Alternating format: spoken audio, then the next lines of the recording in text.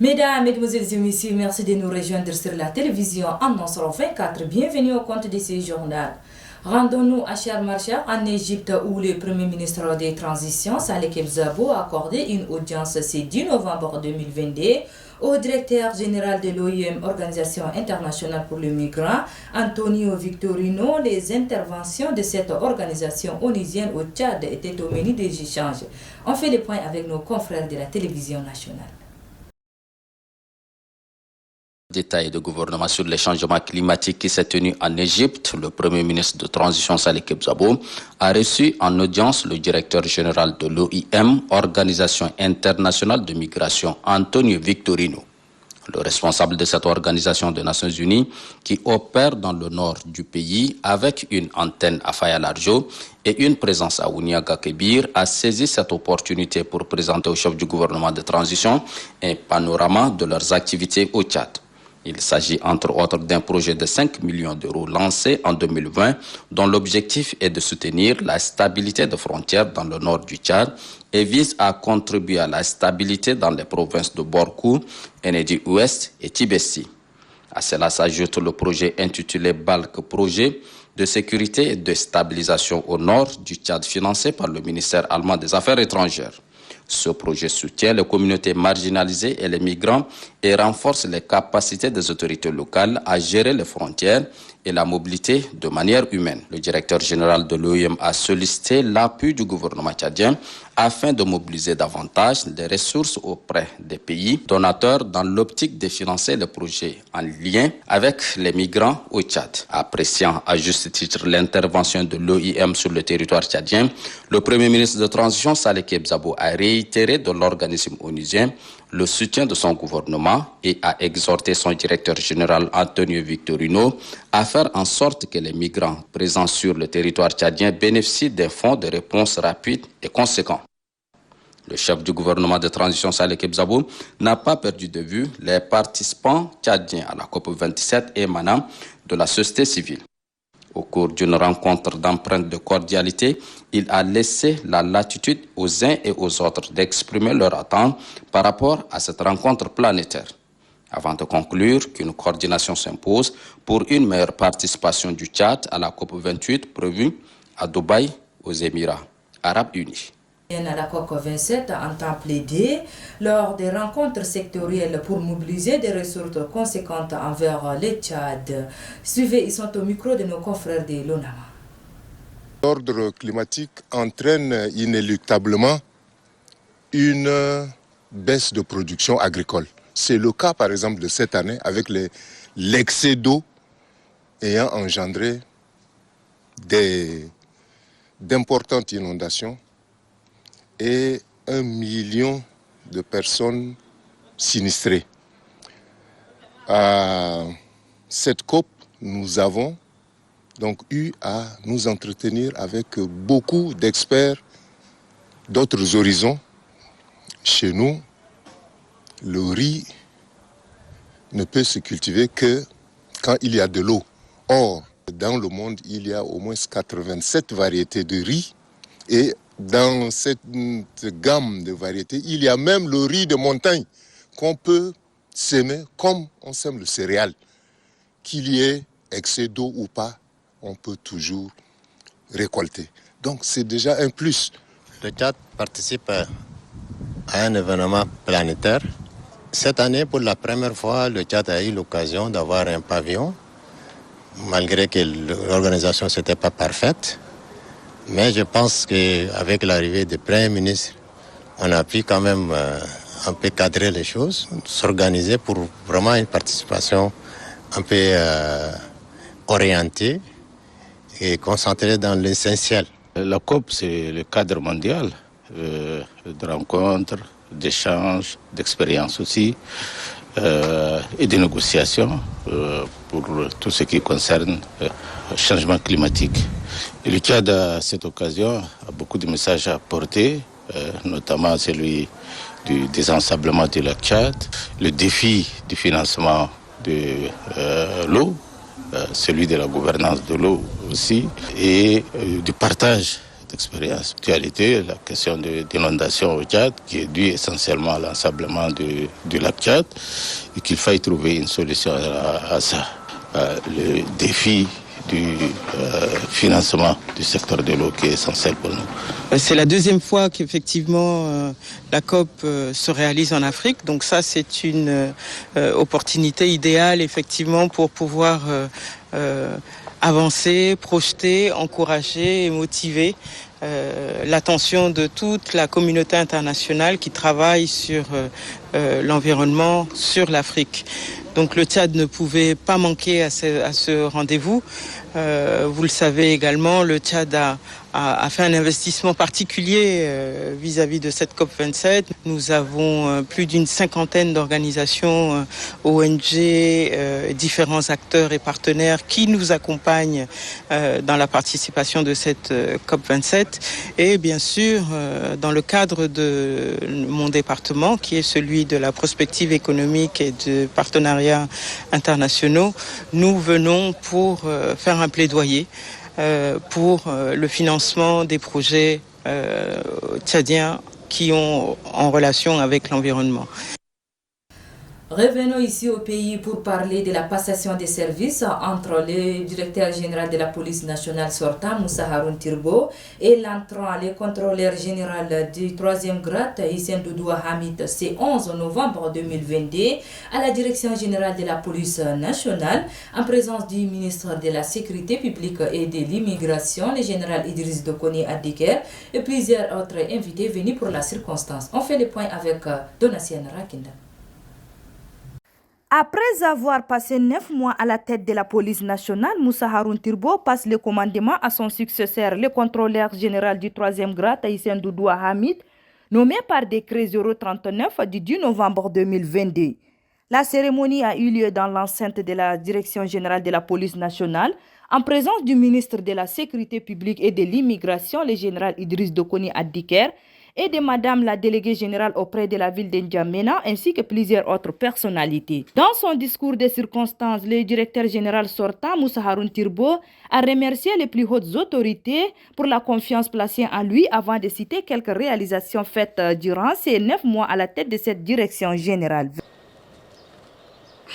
La sécurité des personnes et leurs biens. À cet effet, plusieurs actions ont été menées, entre autres, à savoir le renforcement des dispositifs sécuritaires dans la ville de N'Djamena et ses environnants à travers la commission mixte de sécurité. La création d'un second commissariat central pour la ville de N'Djamena. Organisation massive de rafles de malfaiteurs qui perturbent la quiétude à la population, ayant permis d'interpeller environ 600 malfrats transférés à la justice. Le renforcement des capacités opérationnelles des services de la police en moyens matériels et roulants. La mise en service des drones de la police nationale. La sécurisation des travaux de dialogue national inclusif et souverain.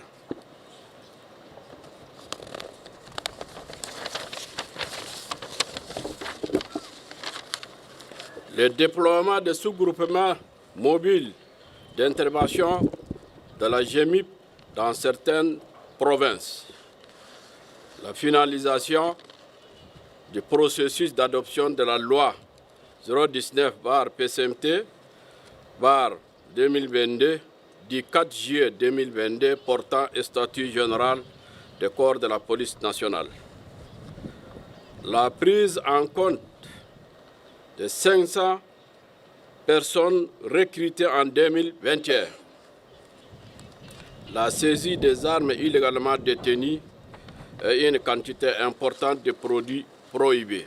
Conscient des lourdes responsabilités qui l'attendent, le nouveau directeur général entrant, le contrôleur général du 3e grade, Hissène Doudoua Hamid, a remercié les plus hautes autorités, en premier le général Mohamed Idriss Déby Itno, pour la confiance placée en sa personne et promet de se mettre résolument au travail pour le bien-être de la population. Ma nomination pour la deuxième fois à la tête de la police nationale m'amène à mesurer cette lourde responsabilité qui est la mienne dans ce contexte particulier où la sécurité est un grand défi pour notre pays. C'est pourquoi je m'engage à travailler avec professionnalisme où le respect de la chaîne de commandement, l'esprit d'équipe et l'amour du travail bien fait constitueront ma ligne de conduite. Je m'emploierai aussi à impulser la dynamique de l'administration policière au sein des différents services afin que chaque agent soit productif dans son travail quotidien. Aux officiers, sous-officiers, gardiens de la paix, je vous demande de doubler l'ardeur et d'avoir l'esprit de responsabilité essentielle qui est celle de la protection des personnes et de leurs biens. Rappelons que la cérémonie a pris fin par la signature des procès-verbaux entre les deux directeurs généraux, Moussa Haroun Tirbo, et le contrôleur général du 3e grade, Hissène Doudoua Hamid. Toujours dans le même cadre, installant officiellement le nouveau directeur général de la police nationale dans ses fonctions, le ministre de la Sécurité publique et de l'immigration, le général Idriss Dokoni Adiker, a rendu un hommage particulier à l'équipe sortante pour le travail abattu avant d'exhorter le nouveau directeur général à se mettre au travail pour relever les défis. Suivez, il est au micro de notre reporter Idriss Ismail. Le contrôleur général de police 3e grade, M. Hissène Doudoua est ici présent, et le contrôleur général de police de 2e grade, Ali Adam Tolli, sont nommés respectivement directeur général et directeur général de la police nationale. Il remplace à ce poste le général des corps d'armée, Moussa Haroun Tirbo, et le contrôleur général de police de 2e grade, Evodia Bakwaouré, qui a, au nom du gouvernement de transition, j'adresse tous mes remerciements et le travail abattu à la tête de cette importante institution durant leur séjour. Par ailleurs, je voudrais juste souligner que lors de ma prise de service le 28 février, j'ai eu à prononcer un discours qui va dans la droite ligne de la réforme de la police nationale.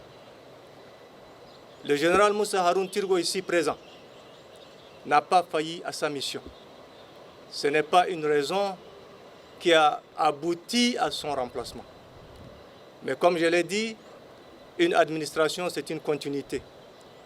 Mais je marque cette pause pour adresser tous mes remerciements et mes sincères compassions vis-à-vis de cet homme qui a perdu toute sa vie dans le métier des armes. Pour ceux qui ne le savent pas, j'ai connu Moussa Haroun Tirbo en 1982. Et depuis ce temps, nous avons gardé de très bons souvenirs. Comme il l'a dit, c'est la 3e fois qu'il est venu à la tête de cette direction. Ne dit-on pas que jamais 2 sans 3. Mon général, vous avez encore des capacités très intrinsèques et importantes. Je suis sûr que vous serez appelé à d'autres missions qui sûrement puissent être plus importantes que celle-là parce que nous n'avons pas de capacités dont vous regorgez au niveau de notre armée nationale tchadienne. Ça veut dire que vous repartez dans votre corps d'origine. Les 9 mois que nous avons eu à gérer ensemble cette direction difficile, vous étiez arrivés parce qu'il y avait des moments très difficiles. Tout comme moi. L'État vous a appelé, et généralement on appelle les hommes aux moments difficiles, et quand il y a la paix, on leur confie d'autres missions difficiles. C'est votre cas. C'est pourquoi ne prenez pas ce remplacement comme étant un processus non normal. Je trouve que vous aurez à faire d'autres missions. Ce matin, nous sommes réunis car, comme directeur général de la police nationale, sur chaque policier et chaque policière, que vous devez veiller. Contrôleur général Hissène Doudou Hamid, le choix porté sur votre personne n'est pas un fait du hasard. Et c'est l'espoir que vous puissiez m'aider à poursuivre la réforme tant attendue qui a été déjà entamée par votre prédécesseur. Dans cette phase de transition qui vient de commencer, votre mission est celle de combattre toujours et sans relâche le terrorisme, la délinquance, l'insécurité et toutes les atteintes à notre pacte républicain. Ces missions, notre police la connaît parfaitement. Elles sont sa vocation et son engagement. Je vous exhorte d'être vigilants, attentifs aux sollicitations du peuple. Vous êtes là pour servir le peuple et non pour vous servir. Le schéma national du maintien de l'ordre est bien défini et sera bientôt présenté. Il permettra de répondre aux évolutions des exigences. La police nationale doit être une police au service de sa population pour la protéger et enfin la défendre. Sur ce, c'est referme cette édition. Merci de l'avoir suivi. Bonne suite de programme sur la télévision en Nosro 24. Au revoir.